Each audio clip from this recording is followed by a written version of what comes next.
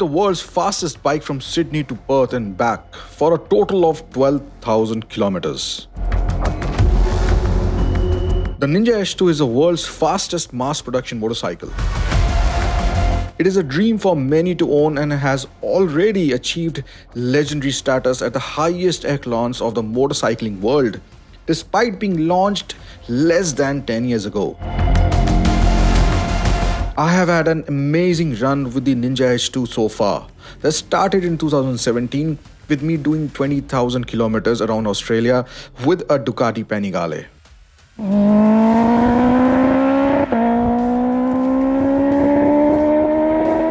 Then in 2020, I got a Ninja H2 in India and created many memories with it, including going around India with many other content creators, taking it to the desert in the summer heat,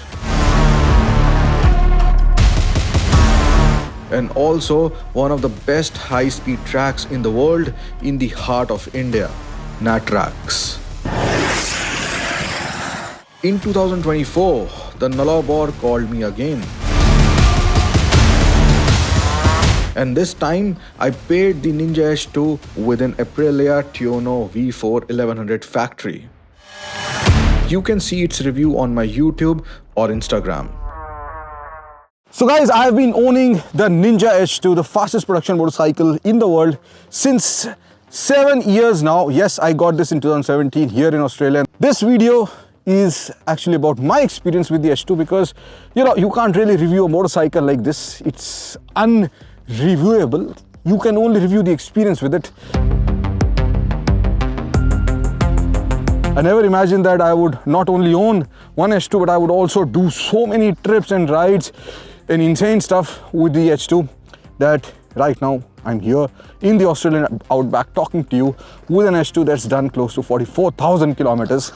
This H2 is one of the most used H2s in the world. That is what I have heard. But for a fact, it's the most run H2 in Australia, at least that's what the dealers where we take this for service have been telling me. A machine as perfect as this, it's basically an engineering marvel, and we all know that the Kawasaki River Mark logo up front speaks volumes that Kawasaki was really serious about this when it first came out at EICMA. It actually blew me away because I was there, I saw it, and I said, what is this insane thing? Everyone went gaga over it, even without seeing the performance figures, and I was one of them. What is that I like about the H2? Well, it's the whole aura, and it is the fact that it's, of course, the fastest production motorcycle in the world. And I love the paint job. It's got 9 layers, it's got silver in it. It sounds amazing. Of course, with the supercharger whistle, the impeller going on at many times more than your crankshaft, giving it the boost that it needs to make it the fastest, accelerating the fastest motorcycle in the world. Already a legend. It's a living legend. It's basically the legend of my generation. And here's a road train for you. Yes, this is how the acceleration of the H2 feels.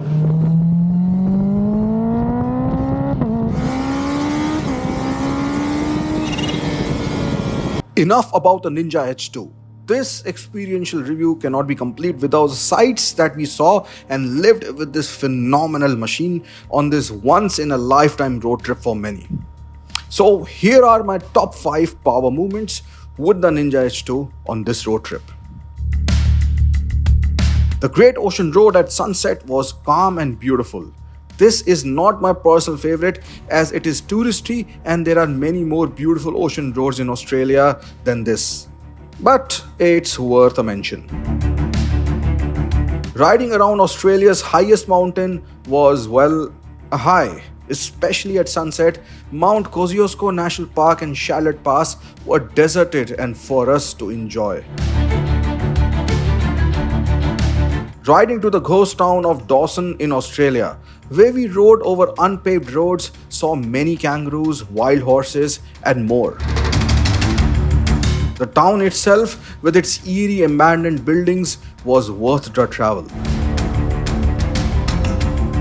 Riding the Great Ocean Drive near the town of Elliston in the Eyre Peninsula. This is unpaved and a short ride, but the views are unparalleled. Coupled with the evocative sculptures all around, makes for an amazing experience.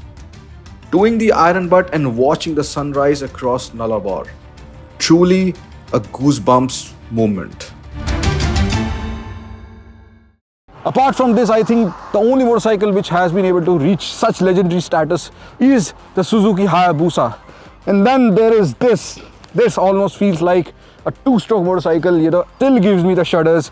I'm still afraid of it. Whenever I accelerate it, I feel that this will go from underneath me.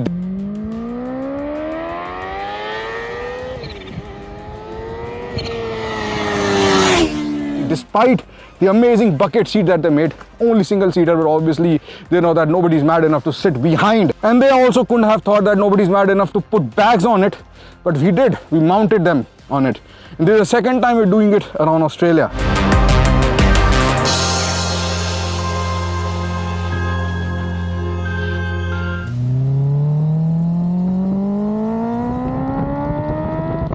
I am afraid to use the full power.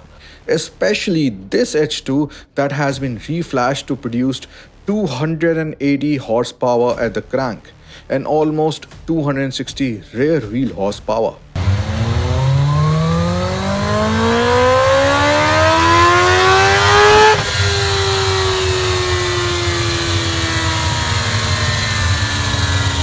We want to take a moment to thank Acer for empowering us with the on-the-go power and portability in the form of Acer Predator and Acer Swift Go 14 AI laptops that we use to edit all our beautiful videos, reels and photos that you see. To prepare the bike, we use a custom mounting solution created in Sydney. Then we put the Rhinox Nomad saddlebags for upswept exhausts. Tank and tail bags were also from Rhinox. They don't look 12,000 kilometers old. The chains and everything they have held up perfectly. We have been opening chains for God knows how many times to access cameras and stuff like that, you know. And yes, I'm telling you, Made in India stuff is going places, including our helmet over here, which is from Axor. And we used bark busters to protect the levers and of course your standard suite of engine and fork guards. Auxiliary lights are also mounted on the front fenders with a solution from Path Pavers India and Baha Lights. Seats from Grand Pit Stop were also used to make it more comfortable for us. Fuel bladders from ADB Works were used just in case we ran out of fuel. Ergo fit handlebars from Kawasaki were also used to raise the handlebars by 20 millimeters and a windscreen from Puig. BMC has been providing us air filters for all our machines, not only the H2 and the Tuno on this ride, but also back in India, all the machines, they almost have BMC air filters. And they have a lot of advantage if you want a more airflow, which means more power. And of course, you can also reuse those air filters, provided you regularly clean them. Here in Australia, you know, we've got so many open white spaces, and then you've got the heat. So I think good airflow is very important also to keep everything a little cool.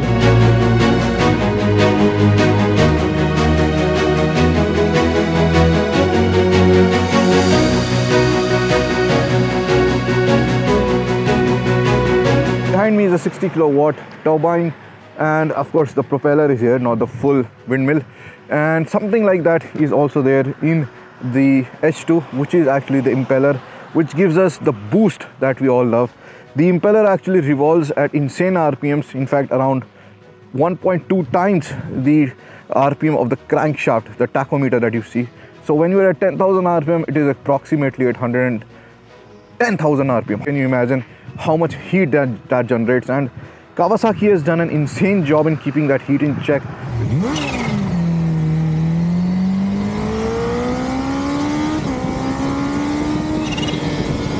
From using Inconel alloy to nifty engineering cramming a supercharger without an intercooler in such a small space. Thermal management is of prime importance. With With the supercharger apparatus, the Ninja H2 takes 35% more oil than standard liter class motorcycles for a total of almost 5 liters of full synthetic Castrol Power One Ultimate. Oil is extremely important, especially when you are riding for unending straights like this. We were across Nullarbor. We did insane speeds. We did the iron, but we did 1700 kilometers almost in 14 hours, 15 hours in one single day. When we are crossing the Nullarbor and the deserts, we realize that how much our bodies need hydration. Same way, the oil inside our bikes needs to be rock solid, and that's what the full synthetic oil here does. I also pulled off my 4th iron butt and my 2nd one on this very Ninja H2. Oh, just look at that. During this ride, when I rode from Nullarbor Roadhouse to the most isolated mega city on earth, Perth. 1650 kilometers in less than 15 hours of saddle time. The full video is also up on my Instagram and YouTube. The first iron butt was done in 2017 as a part of my 20,000 kilometers ride around Australia. But that was from Alice Springs till Darwin. So we are in the town of Cobar here. This over here is a tree with soft toys. It's in the middle of nowhere, typical of Australia. And yes, the review is not over yet, like I said, because this bike in this ride has been mostly ridden by Manan, also known as Shattervedi. Over to you, Manan. Well, as we grow, our toys grow, and our toy here is a Ninja H2, which is whoopingly fast. The entire riding experience with this, to be very honest, in one single word, was exhilarating. But when you have a 280 bhps with you, that experience is completely different.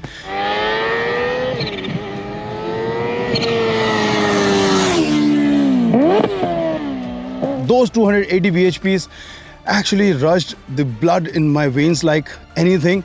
I have felt like a kid every time I have twisted the throttle. Lakhs of people, this is the dream to even come close to this bike. It is just like a dream coming true.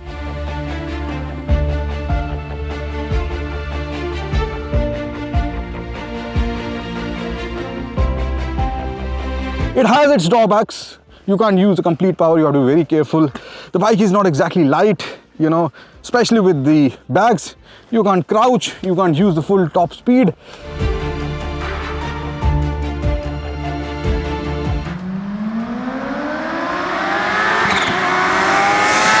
This is the king. For me, at least in my lifetime, I don't think I'll be seeing a better motorcycle than this. But you never know, because there are rumors that there are electric superchargers being developed by BMW. There are rumors that there will be a turbocharged Hayabusa. Well, the Euro norms have put a brake on the development, on the war for speed, the war for power, and all of a sudden everyone is going gaga over electric bikes. Can any electric bike sound like this?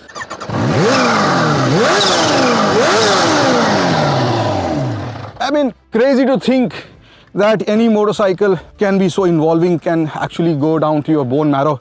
Though the Ninja H2 is not meant for touring, but the feeling of going across a continent on the fastest motorcycle is unmatched and special.